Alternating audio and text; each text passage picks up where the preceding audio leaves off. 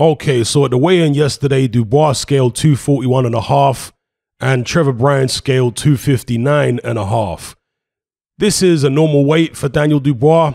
If you look at his previous fights, 238 last time out, 240 against Bogdan Dinu, slightly heavier 244 against Joyce, and the guy before that, and the guy before that as well, Fujimoto, he was 240 again. So going back to, where was it, the AJ Carter fight, Dubois has pretty much been 240 pounds there or thereabouts, and that was back in 2017. So that's Dubois' weight at the moment, about 240, so it's normal for him. With Trevor Bryan, 259.5 is a bit lighter than he was for his last fight against Jonathan Guidry, but still, for my money, about 20 pounds over, at least 20 pounds over his optimum weight. Would really have liked to have seen him at the very most in the mid-240s. To see him up in the 260s, still, or nearly 260s, for the Daniel Dubois fight is, to me, a bit of a disappointment. And there was one thing I forgot to mention, actually, about this fight. Trevor Bryan is from New York. He's from Schenectady, which is in New York State. But I think he has fought, in fact, let's have a look here. He has fought in some hot places in the United States several times. Okay, he's fought down in Kentucky and Louisville. He's fought in the Dominican Republic several times, actually, in his career. He's fought in, I think, Vegas. He's fought in Phoenix, which is very hot. He's fought in Hollywood. Is that Hollywood, Florida? I think that's Hollywood, Florida. So he's fought in Florida before. Now, with Daniel Dubois, if you look at his career, all of his fights bar one have been in the UK. His last fight was in Cleveland in the United States. So is there a chance that Trevor Bryan might be more used to the climate, because it is humid at the moment in Florida? And if you're not used to that kind of humidity, it can be draining. I know Daniel Dubois has been in country for, I don't know, at least a week or so, maybe 10 days, acclimatizing and what have you. And yeah, you know, you can do that. But if you're not used to fighting in this kind of humidity, and I don't know if the arena is going to be air conditioned or how well it's going to be air conditioned, if you're not used to that kind of thing, down the stretch, maybe it can affect your stamina and your strength and what have you. And the guy who's more used to the heat might have some type of advantage. Could that potentially be Trevor Bryan? We'll see. Now, in terms of ring walk times, this is that rare thing for a US fight, in that it is actually being shown at a time which accommodates the UK audience. And the reason for this is because nobody knows Trevor Bryan in the US. This is someone who is literally unknown, and therefore the only audience really and truly for this fight is the UK audience. So there's no reason not to accommodate them.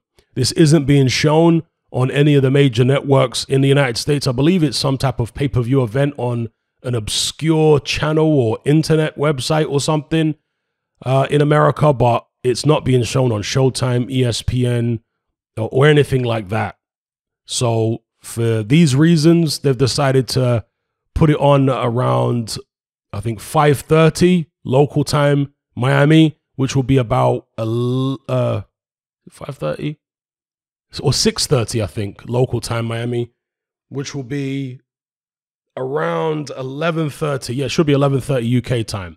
So, 5-hour difference between Florida and the UK.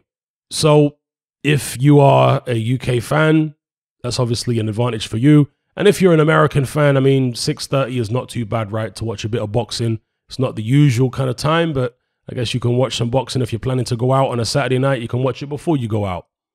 So, yeah, and that's the main event. Ring walk time apparently is going to be about 6:30 Miami time, 11:30 UK time. So, yeah, good for both sides of the pond, I guess. It's a win-win situation. So, in summary, I'm looking forward to a good fight. I think Daniel Dubois has everything it takes here to win.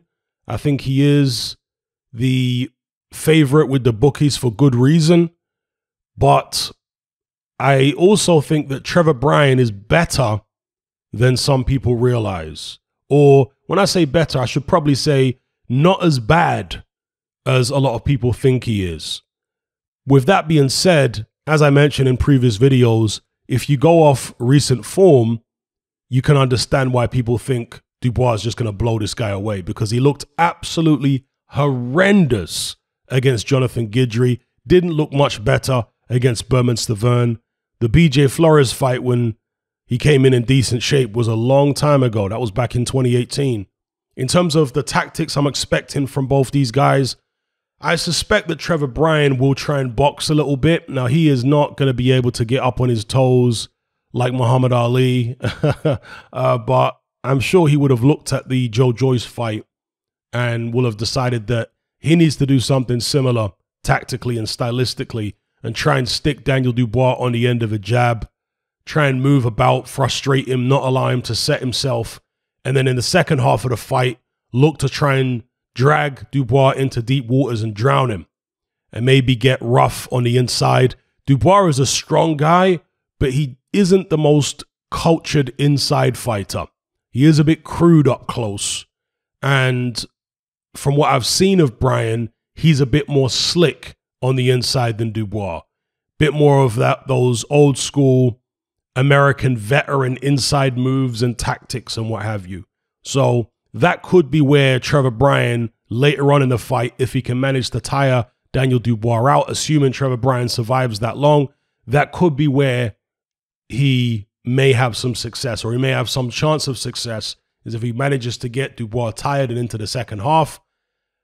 Can he do something similar, as I said in a previous video, to what Tim Witherspoon did to Frank Bruno?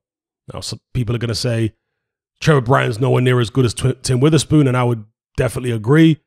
But others might say that Dubois might not necessarily be as good as Frank Bruno. I guess that remains to be seen. So anyway, looking forward to a good fight. Let me know what you guys think in the comments below. Who have you got for this one? Do you, like me, think that Trevor Bryan is a bit more dangerous than advertised? Maybe some of you out there are even picking Trevor Bryan to pull off the upset. It wouldn't shock me. Let's just put it that way, if an upset did happen. Let me know what you guys think in the comments.